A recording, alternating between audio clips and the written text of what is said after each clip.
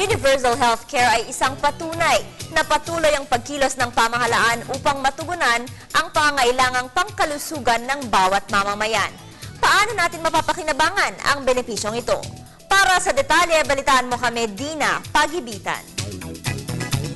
Wala ng Pilipino ang hindi maaabot ng serbisyong pangkalusugan dahil ultimo pinakamahirap sa mahihirap ay makaka-access na sa health services na naaayon sa kanilang kategorya sa ilalim ng Universal Healthcare Act of 2013 o RA 10606. Sakop din ito ang maayos na pasilidad, gamot at sapat na medical personnel. Ginagawa natin ngayon yung National Household Targeting System na tinutukoy ng DSWD ay sila ay lalaanan ng ating pamahalaan ng budget through Department of Health. So sa ngayong taon na ito, meron tayong 13.5 billion na ito ay insurance para sa mga natukoy ng DSWD. Kabilang sa nabanggit na sponsored members ang street children, orphans, senior citizens, PWDs at documented and undocumented OFWs. Samantala, ang mga hindi natukoy sa listahan ng DSWD sa NHTS, poponduhan naman ng LGUs ang kanilang health insurance. Ang mga pasyenteng mauospital at matutukoy na walang PhilHealth kung mapapatunayang walang kakayahang magbayad base sa interview na ginawa ng mga social workers sa ospital, mapupunta sila sa kategoryang critical poor kung saan wala na silang babayaran ni 5 pagpasok at paglabas ng ospital.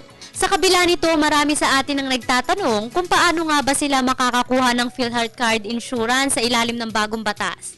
Ayon sa PhilHealth, kasalukuyan pang binabalangkas ng pamunuan kasama ang DOH, DSWD at ilang kaakibat ang proseso kung paano ang membership process ng naturang insurance. Ngunit una muna dapat ay pumasa sa ginagawang pagtutukoy ng DSWD bilang mahirap at pagsisiguro nila. Aasahan ng ating mga kababayan na gagawin naming simple, klaro at hindi mahirap ang pagpapamiyembro programa. Mas pinalawak na rin ang inclusions ng benepisyo ngayon. Ilan lamang sa mga naka-avail na ng Critical Poor Sponsored Membership ang ilang pasyente dito sa Rizal Medical Center. Ang hirap din kung walang PhilHealth, di paano magpapagamot ng ganun-ganun na lang. Lalo sa case ko, mahabang pagamutan. Masaya po kasi natulungan po yung anak ko na at saka wala pong binabayaran. Paalala ng pamunuan sa mga hindi pa natutukoy bilang sponsored members, magpunta na sa pinakamalapit na tanggapan ng PhilHealth o DSWD. Dahil sa Universal Healthcare Act of 2013, wala ng Pilipino ang maiiwan sa malusog na pamumuhay. Para sa Telebisyon ng Bayan, ako si Dina Pagibitan.